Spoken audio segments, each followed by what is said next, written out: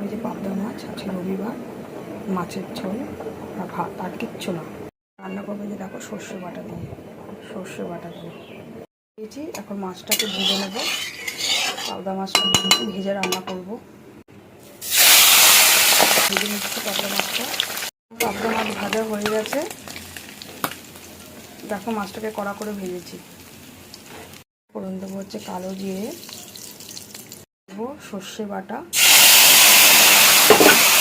দুটো কাঁচা লঙ্কা দিয়ে ভালো করে কষবো, যতক্ষণ না তেল ছাড়ছে তখন কষবো। এবার জল দিয়ে দেবো।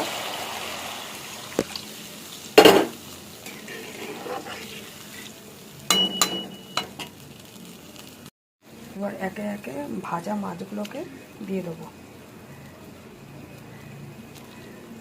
এদিকে রান্না বসিয়েছি, ভাত, মাছের ঝোল, আর যে বৃষ্টি পড়ছে, কিছুক্ষণ পর পর থেমে থেমে বৃষ্টি হচ্ছে।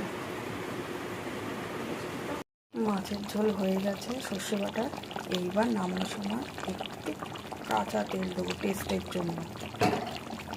পাবদা মাছ একদম রেডি।